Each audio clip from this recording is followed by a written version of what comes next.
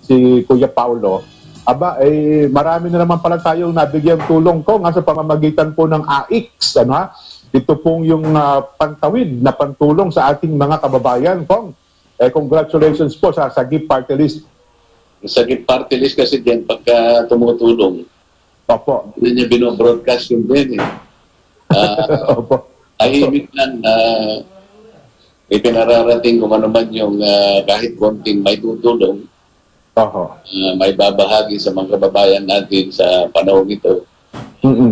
Sa maraming lugar dyan, kung makikita mo yung ating website ng Sagip, halos hanggang sa Mindanao dyan na nakapag-aabot tayo ng konting tulong sa pamahalaan. Kailangan lang na magsipag din kasi kung hindi mo gagawin yon ay talagang maghihintay ka lamang ng patak ng ulan dyan. Kawawa yung mga kababayan. So, miski na tayo ay nakikipagdebate sa plenary dyan at marami tayong inaasikaso na investigasyon. Hindi naman natin nakakalimutan yung mga pantulong din at kailangan ng mga kababayan natin. Salamat at nabanggit mo, Jen. Opo. Kasi alam niyo naman, minsan, Tom, sabi niyo nga, kayo naman kasi naging ugali niyo na hindi itaas yung sarili nating bangko. Kaya minsan, naglalakas loob na akong mabanggit sa pamamagitan ng media. Kasi meron din sa social media, at saka yung minsan, tinatanong, ano na bang nagawa niyang sagip? May mga nasagip na ba yan? Kung ganun, no?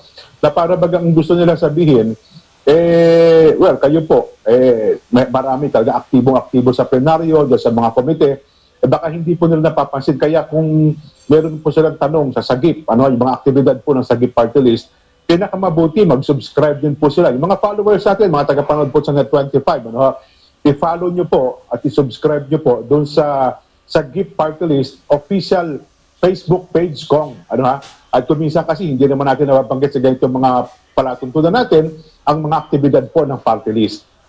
Buti na lang na nabanggit mo dyan. Ako nakakalimutan ko kasing banggitin yan kasi naging patakaran naman natin. Hindi naman natin kasi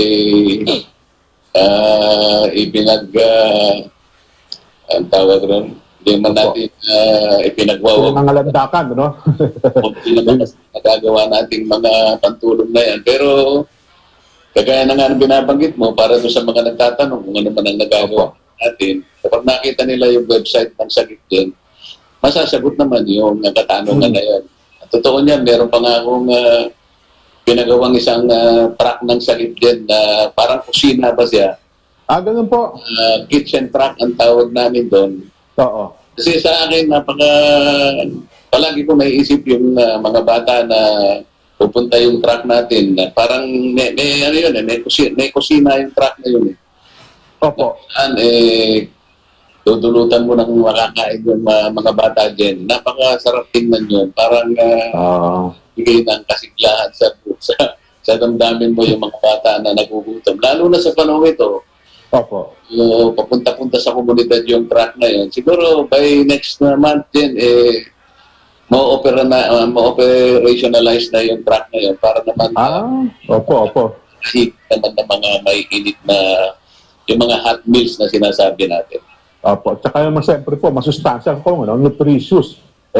At least kahit na po pantawid, at least may papaabot natin ito sa mga nangangailangan.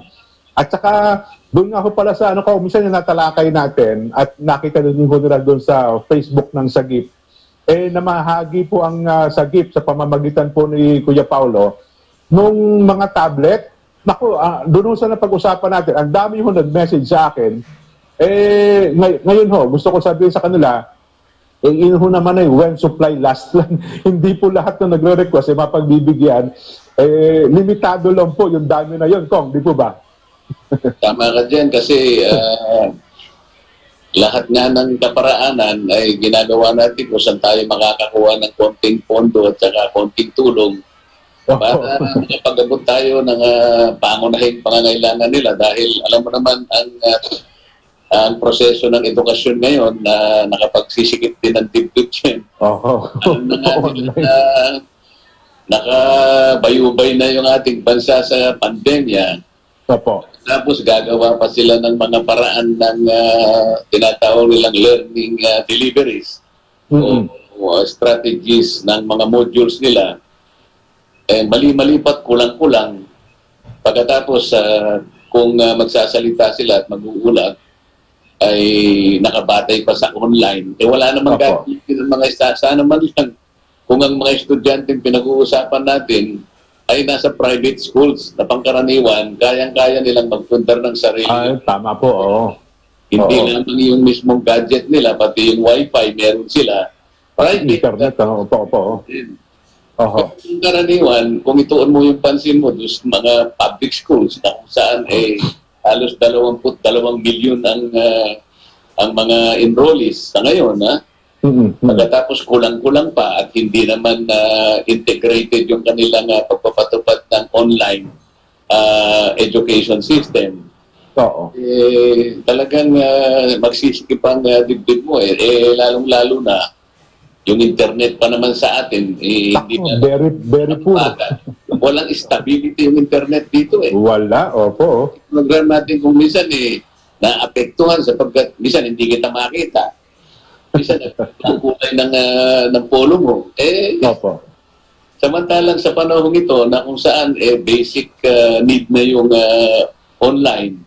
Dahil ito na yung patakaran ng pag-eskwela dyan. Kung hindi natin masusugpo agad ng COVID, buti ng paraan yung online sana. Magiging basic right na sa dyan kung tutuusin mo. Totoo po. Ayun, Kaya, alam niyo ho ba kung mayroon akong mga nakausap yung galing po sa kinder papunta ng elementary. Ilang buwan na sila nag-aaral, alpabeto pa lang ko dahil po sa very poor ang internet connection, hirap daw po yung bata na sa uluhin kasi yung ABCD, kapag dinidikta daw po ng kanilang mga teacher, hindi raw po natatapos hanggang Z, putol-putol na internet. Kaya yung ABC pa lang, hirap na yung bata sa uluhin, Tom. Isang aspeto lang ang tinitingnan mo, yung panic ng enrollee, yung panic ng estudyante. Opo. Titingnan mo pati mga teachers, yung application, wala pa rin, hindi naman lahat maalam dyan. Opo. Kahit na pinangangalanda ka ng DepEd na meron daw silang parang 6 hours na parang training. Webinar, Ang guru natin ay nakapag-training kung pag-uusapan yung mga application, yung paggamit mismo ng computer at kung paano naman yon ituturo sa kanyang mga estudyante.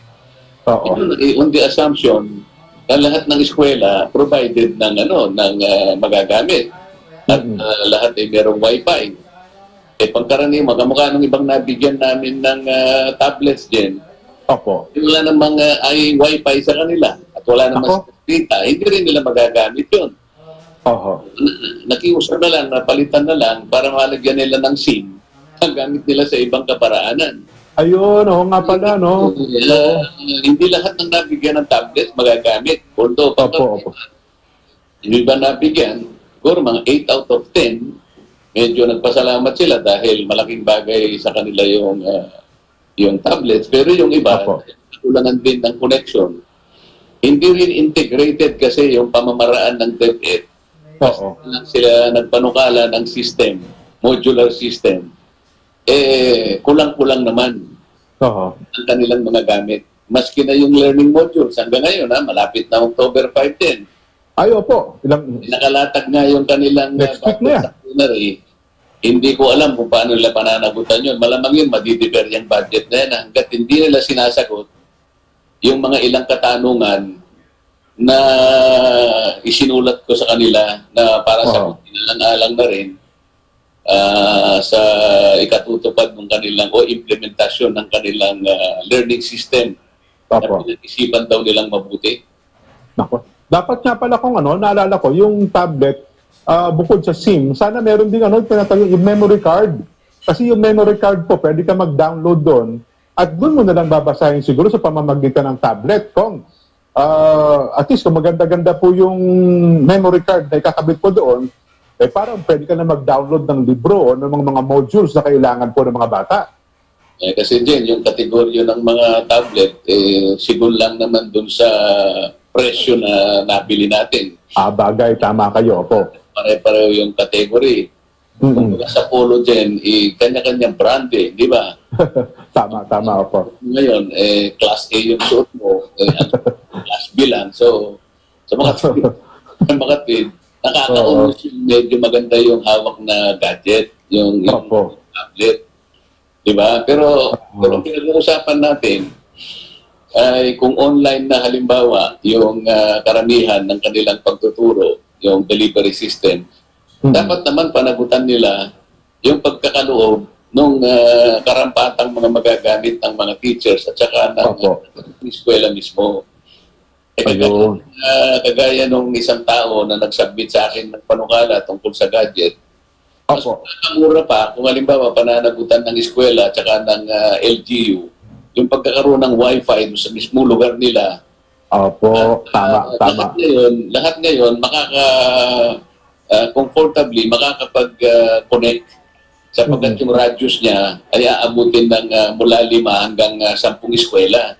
Sa tingin ko, mura na, epektibo na. Dapat ganun sana inisip ng DepEd, hindi yung fragmented na approaches. Napakaganda ng kanilang pagpapaliwanag, pero sa implementation din, bagsak.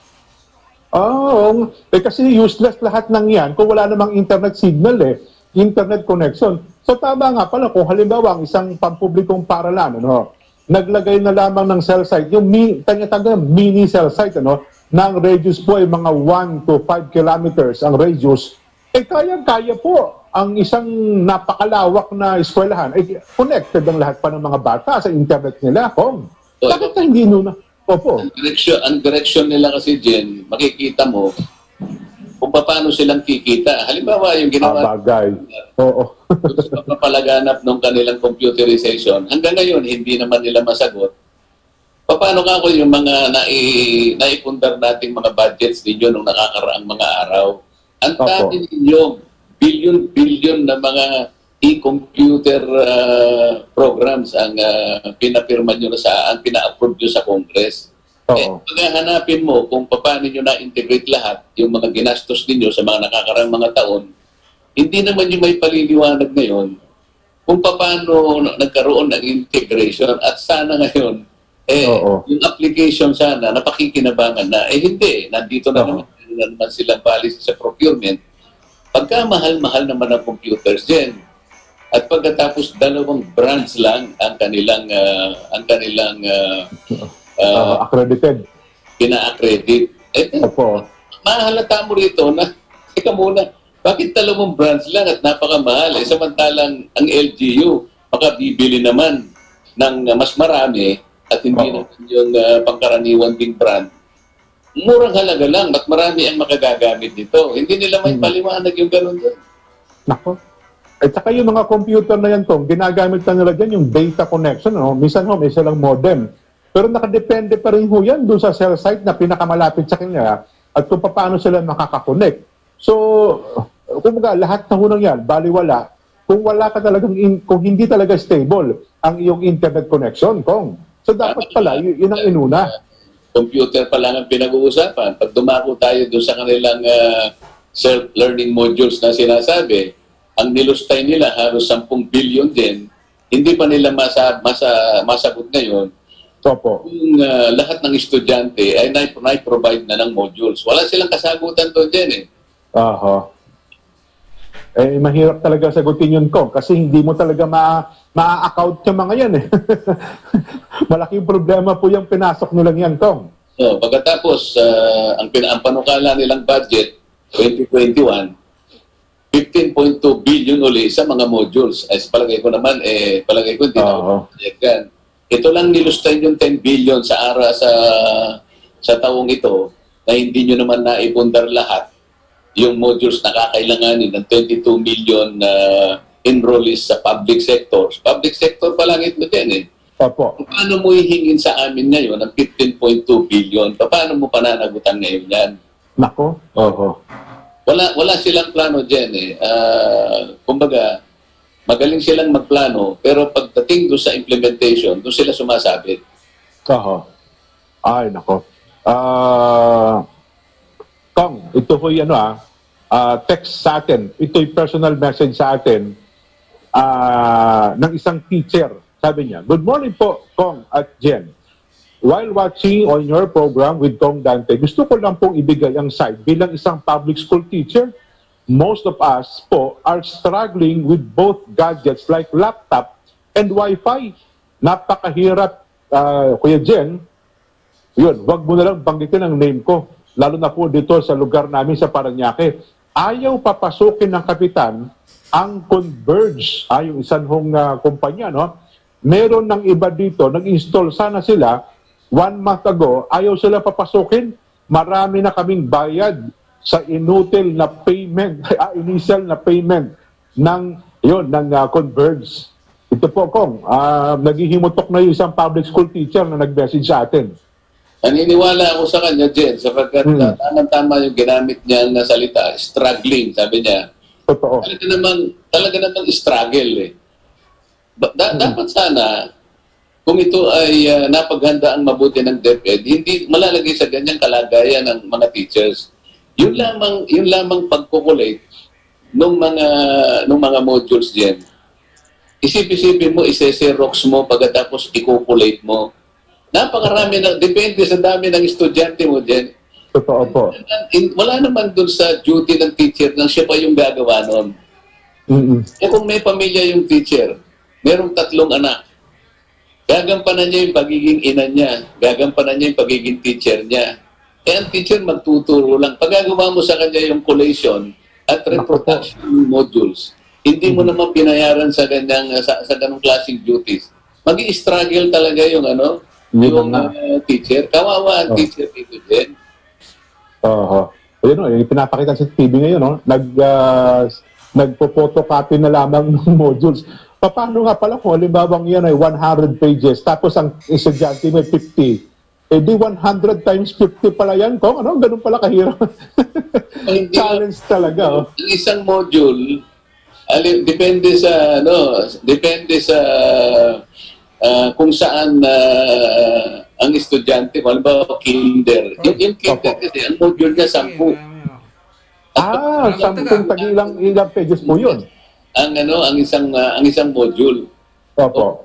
252. Ako po. Yan ang estudyante mo halimbawa. Palagay mo na lamang na 30 yung estudyante mo. O di 252 times 30. Times 30. Naku po. Ngayon yan. Oo. Sa mga probinsya ko ngayon, makayang photocopy. Kung 22 million ang enrollees, then ipagpalagay mo na lamang na 200 pages ang bawat isa. 22 million times 200. Pagkatapos, mo lang, na piso na lang ang cost niyan. Baka lumampas ka sa 10 billion pesos din, maniwala ka sa akin. Napakalaki pa lang na gastos na, tsaka yung hirap pa nung estudyante. Paano mo sa teacher? Babayaran pa yung teacher sa pagsiserox niya? Wala. Nangihingi na nga lang daw po ng donasyon, Kong. Kong, basa ako ng ilang mga reaksyon, may kinalaman po sa ating Vox Populi, no, ha? Sabi ng ating texter, po, Joel Torres ng Batasan Hills. In Facebook page. Self-learning materials. Opo. Kung halimbawa, 22 million enrollees, kalahati pa lang ang naipuntar nila, anong gagawin ng 11 million enrollees din kung wala silang modules? Yun lang, tanong mo sa kanila yun, hindi nila kayang sagutin. Ano ang gagawin ng estudyante at saka ng teacher na hindi nabigyan ng module? Di ba parang pinaliliwanag nila dyan, manonood doon sa TV, sa local television channel nila, Kong? Hindi naman nila, pati yun, hindi naman na masagot. Yung pong mga wala pang modules, sila po ang may priority sa online. Sasabihin man lang, wala lang online doon sa mga probinsya ng mga taong yun din. Paano nila ngayon sasagutin at paano nila sasabihin na yung wala pang module, sila naman ang nabigyan ng priority sa online at saka doon sa TV. Wala rin silang paliwanag doon eh.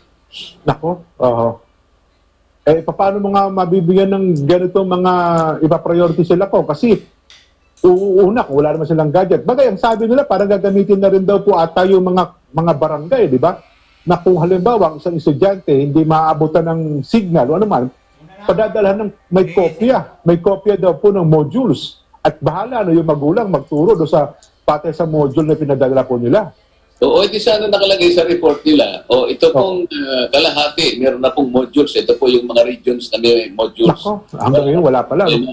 Yung pong kalahati na walang modules, ito po, nakatutok na po yung online at saka yung mga TV at saka mga barangay na alalay sa kanila. Di makikita natin kung totoo o hindi. Ayun, nga naman. Opo, tama. Silang kasiguruhan. Tinanong ko, nasaan yung kako yung kalahating milyon, yung kalahati sa mga modules na naipundar na ninyo, na nagawa na ninyo? Nasa mga regions po. Ano-ano ka akong mga regions? Hindi nila masagot ngayon. Nako. Paano ka naman masisiyahan din magtanong sa isang departamento ng kanilang pananagutan ay alalayan ang mga bata sapagkat ito ay isang pananagutan ng Estado. Sila yung nakapronta din ang kinabukasan ng kabataan ang nakasalalay sa kanilang balikat. Ang kabataan din ang pag-asa ng bayan. Totoo. Kapag ang bata ay lumaking mangmang, magiging pag-asa ba ito ng bayan? Kaya kung buhay lang si Dr. Jose Rizal din, halimbawa, buhay ngayon, Opo. iimbitahin ko siya doon sa hearing namin. siya na siguro ang magagalit sa DepEd. Yun na nga. Siguro, kung halimbawa buhay si Dr. Jose Rizal, halimbawa naimbitahan ko siya doon sa committee hearing namin din. Oo. Sabihin ko, Dr. Jose Rizal, kayo na po ang nagsalita tungkol po dito sa napakalaking problema ang kinaharap po ng DepEd. Oo. Itatanong niya lang, Secretary Briones, yung ba kanyang libro po na isinulat noong pang ilang siglo nang nakatira, nabasa mo ba na sinabi ko na nga sa inyo na ang pag-asa ng bayan ay nakakataan? Yun. Hindi mo ba naisaulo yun? Bakit hanggang ngayon?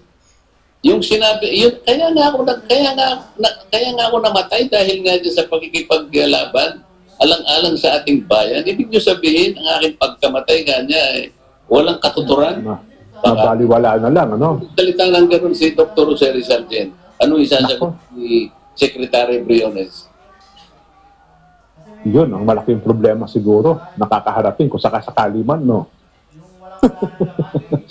Ay, nako. Kasi kung naalala ko, nung wala hong COVID, struggling na talagang teacher, ano? Ngayon, nadagdagan pa ng COVID, nako, talagang mas mataas na antas pa siguro ng struggle ang mangyayari po sa kanila, di ba? Yan ang hinahanapan ko sa kanila, yung justification kasi nung tinatawag nilang most essential learning competencies. Opo. Sa 100% na competency na hinihingi sa isang estudyante dyan, inalis nila yung 60%. Ang natira na lang yung most essential na 40%. Ang tinatanong ko sa kanila, inalis mo na nga yung 60%, bakit nung gawin mo yung modules, kulang-kulang pa? Di ba dapat kung tinanggal mo na yung 60%, yung paggawa ng module sana, hindi na naging mahirap, hindi na ganun karami. Totoo po. 40% na lang dyan nakuha ko. 40% na lang ang natira. Binawasan mo na higit sa kalahati. Binawasan mo na sa higit sa kalahati ang learning competencies. Kulang-kulang pa yung nagawa mo. Paano mo sasagutin ngayon yung kalidad ng edukasyon ng estudyante sa ganung kaparaanan? Nako. Mapapailing ka talaga nito kung ano, kasi kung hindi nila ito masagot, na sila po nangangasiwa ng departamentong ito, ano nga, magiging kinabukasan ng mga bata natin. Yun nga, kaya nga ito, nakalatag na sa plenary ang mga budget. Itong araw na ito hanggang sa siguro bago umabot ang October 15, Opo. ay pananagutan nila sa plenary ang mga tanong na yan. Ngayon, kapag dumating sa budget nila, palagay mo October, hindi ko alam kung anong petsa sila nakalatag sa plenary. Opo. The same question.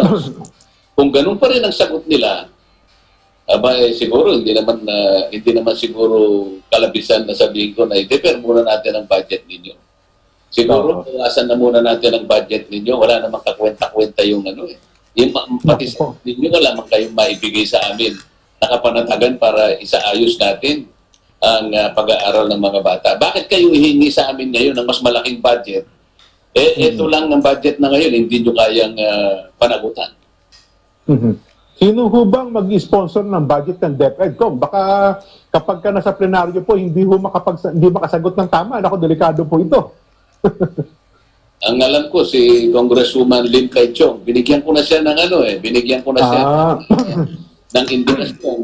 Ang sabi niya, kung sabi niya, ako naman po ay lang dito, parang kinuha lang po nila kung hindi naman talaga ako nakalinyang magdepensa sa budget nila. Di magpapalit ka ako. Magpapalit ka. Gusto, nakakala mo na magdidepensahan niya yung budget na yan. Hindi pwedeng hindi ko itanong muli sa kanila yan. Briefing ka ako, pinakita ko na sa kanila ang mga uri ng tanong na itatanong ko sa kanila. Hanggang ngayon ba, hindi pa nila nagawa ng paraan? Ako, baka maulit yung pagdepensa. Naalala ko tuloy, hanggang yun, napapanood ko po kung sa YouTube yung pagdepensa ni Kong Delmar sa pondo ng CHR. Nagkapilipilipit Nagkaroon ng hindi pagkakaunawa. Nakala nila noon din, nila ay laban ako sa human rights. Sabi ko, hindi ko naiintindihan Kaya ko lang ako binigyan ng 1,000 budget kasi hindi nila maintindihan ang pananagutan nila. Kaya nga sabi ko, itinuturo ko sa kanila kung anong dapat nilang basahin yung saligang batas. Yun naman, ang nangyari din, maganda Nakilala ni Ginoong Gascon yung katwiran na aking tama. At may papakita ko sa iyo at kahit kanino na siya